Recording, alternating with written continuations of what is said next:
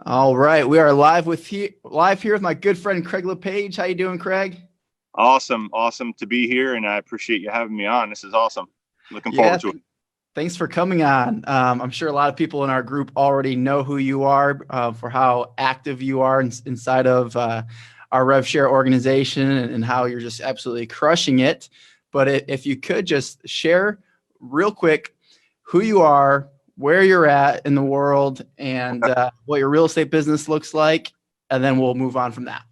Sounds good. My name is Craig LePage. I'm here in the Charlotte, North Carolina, to be exact. Lake Norman, North Carolina, which is about 25 minutes northwest of the city of Charlotte.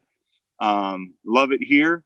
I've been in real estate since mid 2006 and partnered up with my business partner, Shelly Johnson, to create LePage Johnson Group, now at eXp Realty in 2011. And we've grown our team to about 10 agents and 2 administrative staff at this point. And things are going really good. We're having a record year, and we're excited to be in the business and be coupled up with awesome people in eXp like yourself.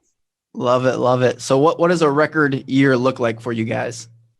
We should hopefully we're about to hit 90 million That's in, awesome. in production for this year, which is up around 12 million more than last year. So we're still climbing and excited about doing it. Love it. Good for you. So we met back at Keller Williams. Yep. For those of you that don't know, Craig and Shelly and Meg, they kind of all sponsored me as a collective. They came into my pre-licensing class, so that's how we met about 7 years ago. Yep. And then we bumped into each other after I had left Keller Williams shortly thereafter. You want to kind of take it away and share briefly of how that interaction happened, and then really why you joined eXp. Sure.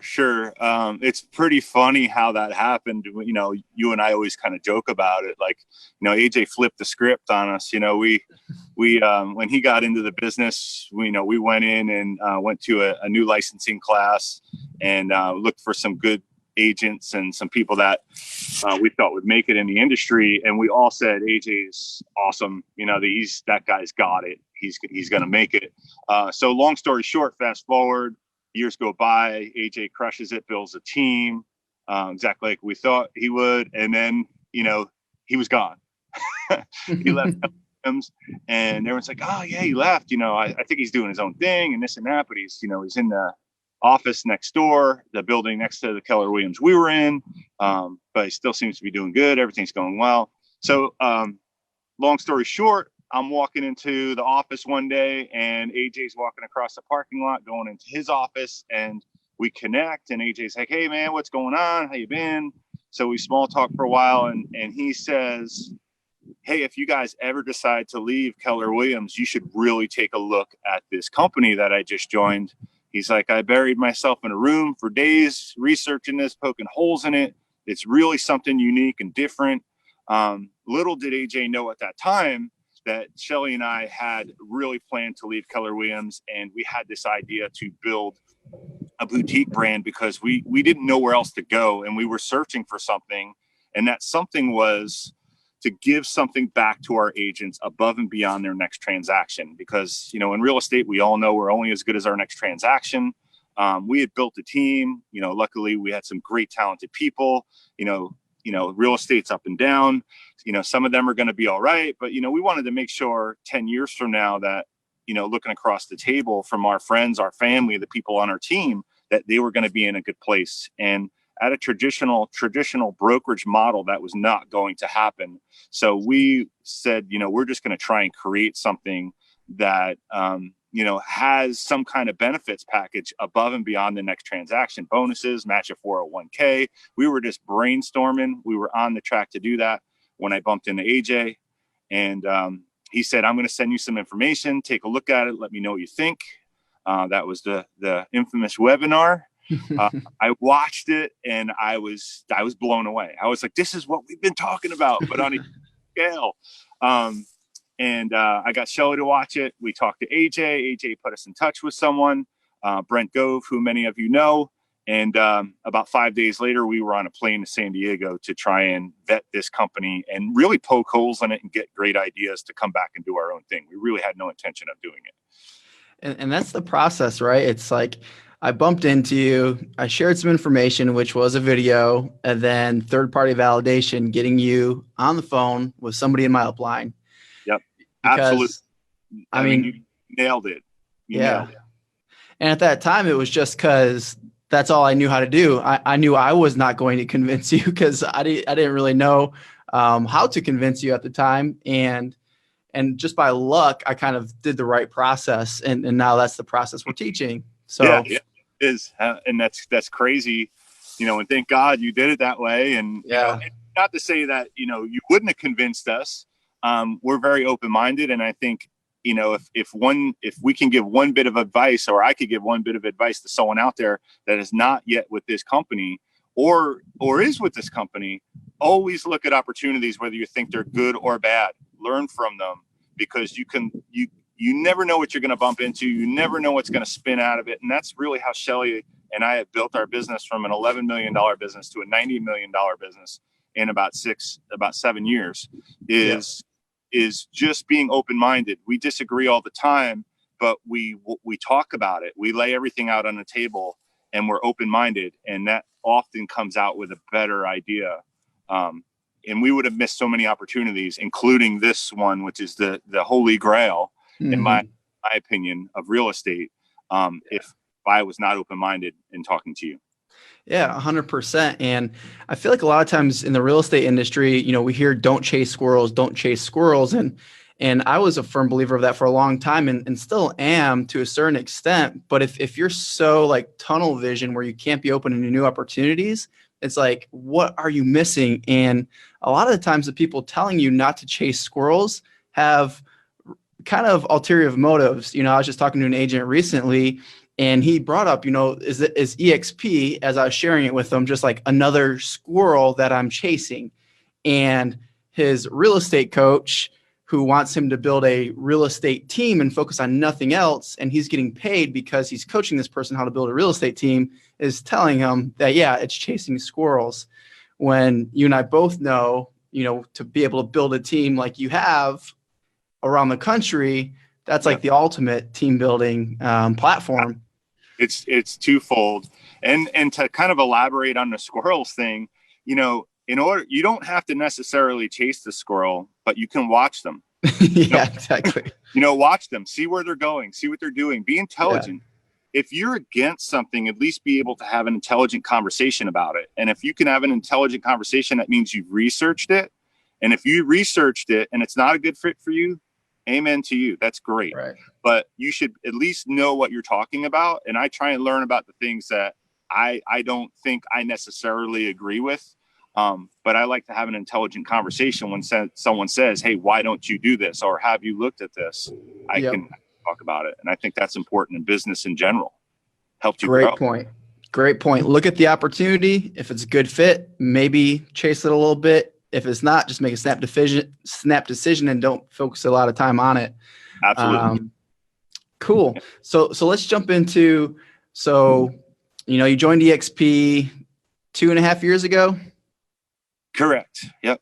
About 2.5. Walk us through maybe the first year at eXp. How many people did you sponsor, you and Shelly? What did that grow into? And then where are you today? Sure. When we, we'll kind of flip back to a little bit when we flew out to San Diego. The company this is 2.5 years ago, as AJ said, there was only 2,600 agents in the entire company. So, the stock was trading at, I think, $265 a share. It was like, this thing looks like it could work. We saw it as there's no risk in doing this. We can always just jump off the ship if it's not going where they said it's going to go, and it's gone well beyond that. So we came back and we met with our team one-on-one. Each agent, they were all on board. We did not lose anybody. Excuse me. And so we had about 8 people on our team, 8 agents at the time. So we started with 8, and then we were the biggest team at our market center in Keller Williams. So When we left, it turned a lot of heads, so the phone started ringing. Last, like, hey, where'd you go? What are you doing? What is this little company you went to? And we said, we did our homework, and this seems like a no-brainer, and this is why we did it. And a couple more people came. So I think we were up to about 12, 13 people, inside of 30 days, which is like, not normal, but we, and it might have even been less than that, because there were people on our team that,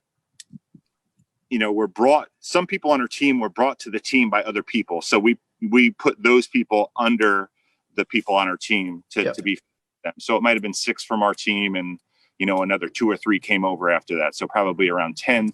And that slowly grew over the next year to probably about 17 to 20, 21. And today, I haven't looked in a while, but we've been kind of around 29 to 31 qualifying agents. We've actually talked to 38 agents that have come, but some people have retired. Some people felt that it wasn't for them. Some people had other opportunities. So that's if it doesn't matter what you do or how good something is, if you don't engage yourself and go all in, it doesn't matter how good it is. So some people they're not engaged. Yeah, so you're going to lose one attrition. So you've sponsored around, did you say 35 people? Well, 30, I think 38, like overall. So overall, 38 people sponsored. Yep. What has that turned into? That right now, I haven't looked in a couple of days. I think it's about 1,275, somewhere around there. Yeah, that's total Oregon. While growing your real estate team to looks like over 90 million in sales. So it's like, it doesn't have to be one or the other. You guys have continued to crush it selling houses, and you crush it building your RevShare team. Yep. Well, there's a couple of incredible points that really we weren't expecting when this all happened. The most common question we get about eXp is like, well, how much time do you guys spend on this, on talking to agents and attracting agents? And the answer is very little.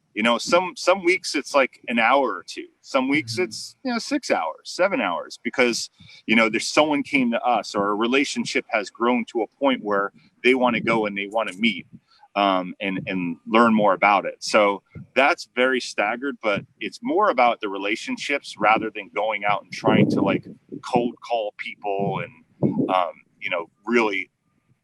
Remember, you're attracting, you're not recruiting, you're attracting. And if you have something attractive, people are going to be drawn to it.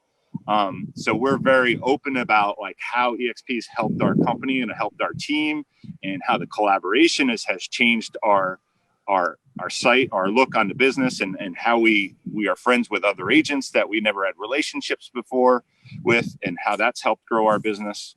So that's a big part of it. And then probably the biggest surprise was when we came on and we had a couple of agents, and those agents started doing transactions, we started receiving revenue share. And that revenue share was obviously money we never had before. That was money that when those transactions were done in the past, that was going to the franchise owner. So we never saw it. And the franchise owner was building their business with it and paying themselves. But now a percentage of that revenue was coming back to us. So Shelly and I took the opportunity and said, why don't we invest in our business? So we invested in a client concierge, which basically just loves on our sphere and our past clients and our current clients. And we also have a part-time media person. And I think that's been a huge part in our growth. We took money we never had before. So there was no risk in losing it. The worst thing could happen is we lost money we never had, and we invested it into the company, and we grew from 11. Well, when we left Keller Williams, we were at 42 million. Here we are a year and a half later, we're going to do 90. Oh my gosh. That's incredible. I didn't realize it was that big of a jump. Yeah. Congratulations. And I think that's a huge part of it, is just being able to invest back in your business with no risk. Exactly. I know, it's like free marketing dollars ultimately. And I always say to people, AJ, like, you take that, it's like, oh, you're a big team, this and that. Well, let's say you have you've attracted 2 people that you do business with in real estate, and you receive, let's say, $600 in revenue share a month. Okay. You take $300, you pay your car payment. Now your car is free. And you take your other $300 and you invest it into your marketing as a single agent. That will change your business. You'll get huge. I mean, it's that easy on any scale. Exactly. 100%. I mean, most individual agents, they have no marketing budget. So like $200 a month would revolutionize their business. Yes. And so it's a really big deal. And not only to mention, like, when everyone in our revenue share organization sponsors agents, they get plugged in with some of the biggest producers in the industry. You know, like I've done a lot of business. I've coached a lot of agents. You guys are doing over 90 million a year. Like they can get direction on where to put those marketing dollars so that they get a good ROI and aren't just flushing it down the toilet. Like you and I have both flushed thousands of dollars down the toilet trying to figure out what works.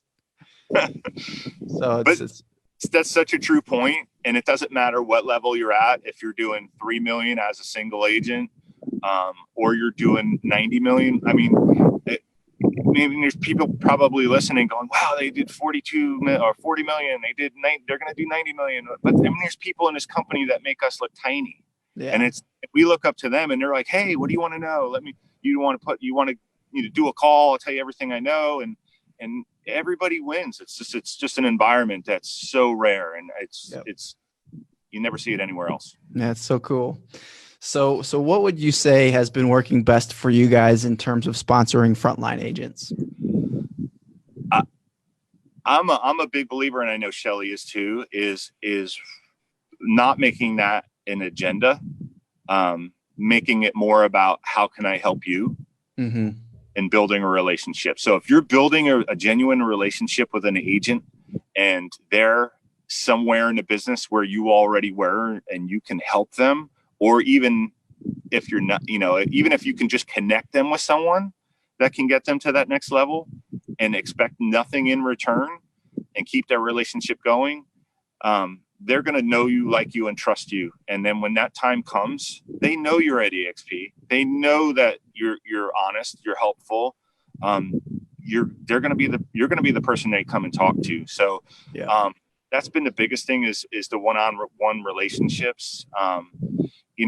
Shelly and I personally don't do like lunch and learns, but like Bill in our organization, I mean, you and I and Bill and some other people sponsor lunch and learns, and Bill's great at doing that. And we all bring people to that.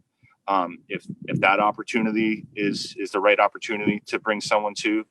So there's Zoom calls like we're doing right now for eXp Explained that we all help each other with. So I can bring a guest onto Shelly and Meg do one on Monday nights. I can bring a guest on there and have them see and then answer questions with myself and Meg and then put them in touch with someone like yourself.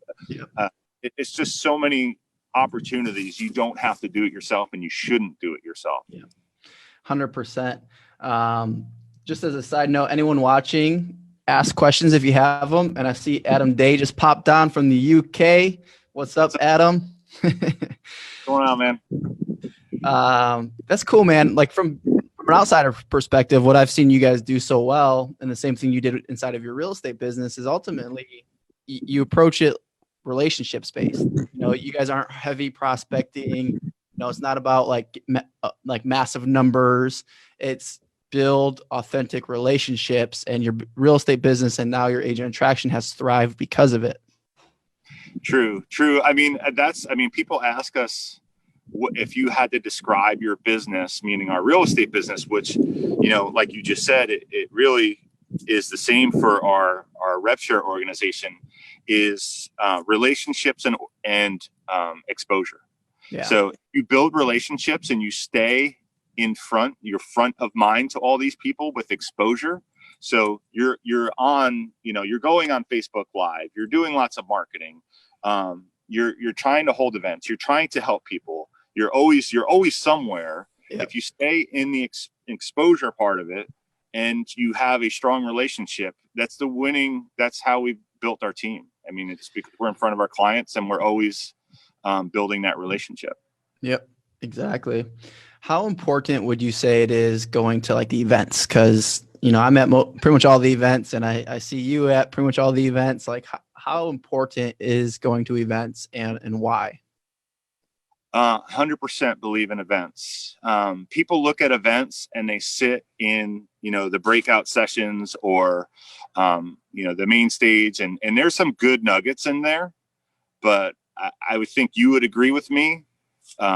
The magic happens at breakfast. The magic happens in the hallway, at the bar, chatting in the lobby, yep, at the pool, whatever it may be. That's where the magic happens. You're creating these relationships.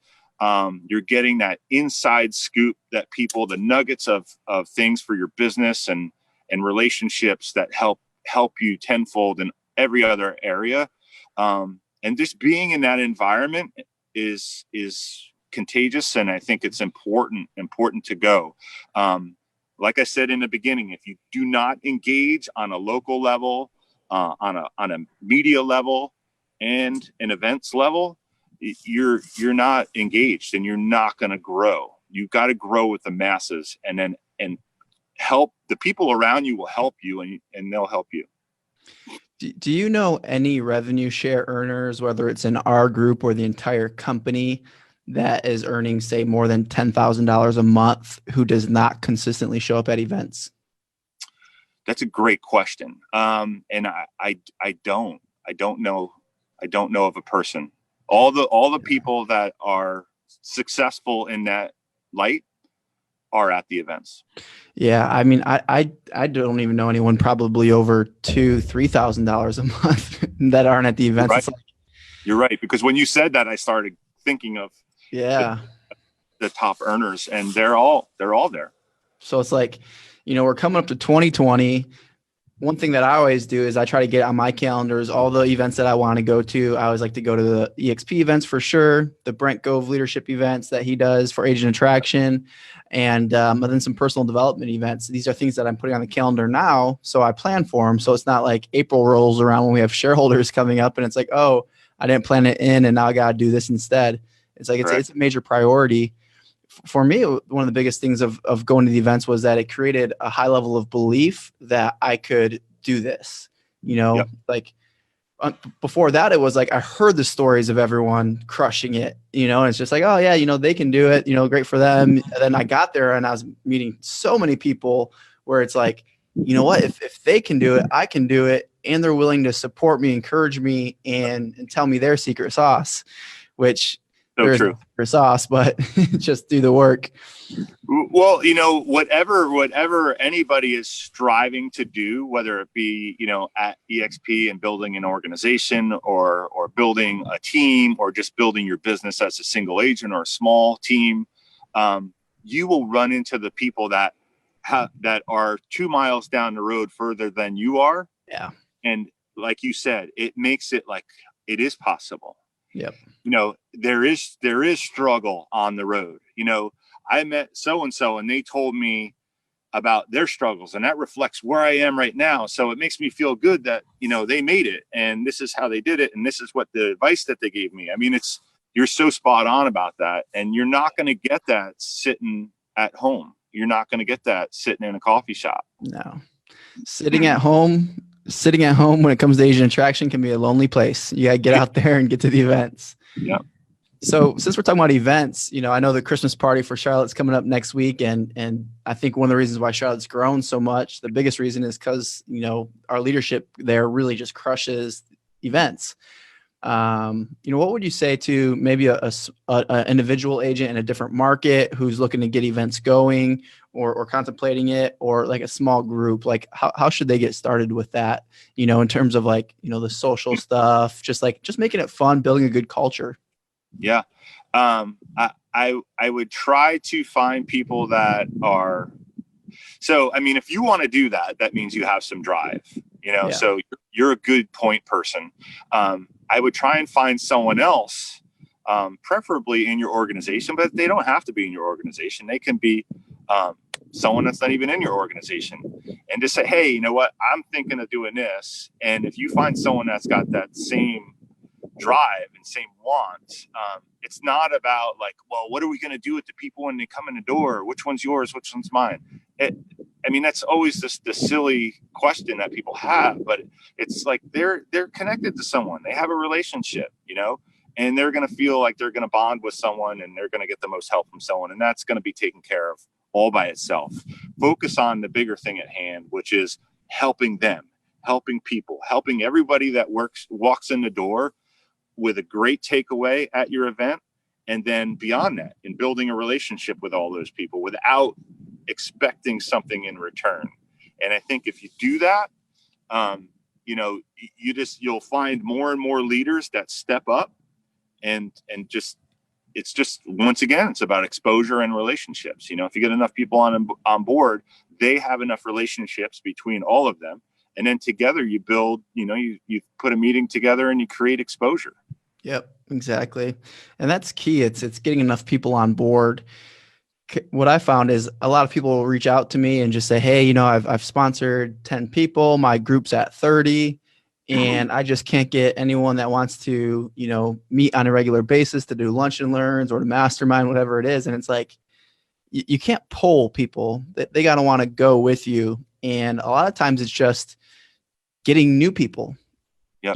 Let those people do what they're going to do, but go out and get the people that are really hungry. And you're not going to know who those people are until you sponsor them and they show initiative. Is that kind of what you found? Yeah. I mean, and on that note, use that as a way to build a relationship with someone. If you see an agent out in the area that you're like, you know what, that person's a go-getter. Yeah. They're always in the public. They're a driver. That's the type of person I want to be in business with. And that's an opportunity to meet with them and say, listen, I want to talk to you about something in a business opportunity. And I'm looking for someone like you. Yeah. I see you're doing X, Y, and Z, and we could grow something huge together. And I would like you to be that person if you're interested in listening. And then it's not a pitch. It's like genuine. It's like, I want to do something with you. I see you. Yeah. So I think that's a great way to have coffee with someone. Yeah, that's gold. I would rewind this video and write that down, because if someone calls me and says that to me, that they admire what I'm doing and they'd like me to take a look at something, like I'm gonna be like, all right, cool. Yeah, I'll take a look at that. It's all an approach. It's like, hey, I'm doing it whether or not you join me, but I admire your style. I admire your work ethic. I would like to do it with you. Yep. The way you said it was perfect. Awesome. Well, we're wrapping up here on the 30-minute mark, man. What's the last piece of advice that you would give to someone looking to build a big rev share organization? Don't give up. Just because someone says no, you hear this over and over. Just because someone says no, it doesn't mean no forever. It's just not right now. They have to be at the right time. You have no idea what's going on in their life, whether it's personal, whether it's financial, whether it's family, health, whatever it may be. There's a lot of things that go on outside of their real estate business. I would also say, get to know people, build a relationship, and listen to them. Listen to what their hot buttons are.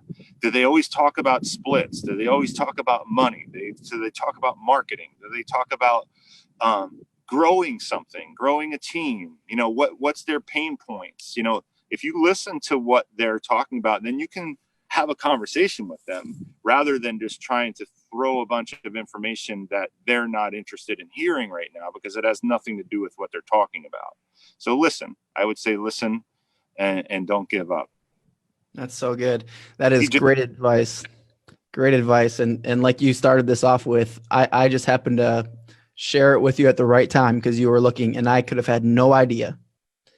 And the moral of the story is just consistently share it with people, because you have no idea where they're at. That's right. And to that point, this is a great ending. To your point, you didn't know that we had just come back from Charleston at an event and had a conversation about building some more value for our agents, and we were looking at space outside of Keller Williams and we were going to leave. You had no idea. If you decided that day when you were walking across the parking lot, I just don't feel like it today. He didn't see me. I'm going to walk on. walk into my office, the world would have changed. I mean, it was like, so, thank God you felt good. You walked away and we had that conversation. But, if it wasn't the right time, I mean, I would have still watched what you were doing. Yeah. So, yeah, it's so true, man. Life would be very different for the both of us and for the thousands of people that have decided to partner somewhere in our group at eXp. All of our lives would be radically different. So it's like, what moment in your life watching this could that be for somebody else? Yeah, there's plenty of crossroads. So if you're not open-minded, you're going to miss them. Love it. Well, cool. I know you got to get back to setting up for your client Christmas party, holiday party. So have fun doing that, and we'll be chatting soon. All right. Awesome, man. Loved it. Thank you. Cool. Thanks, See you, buddy.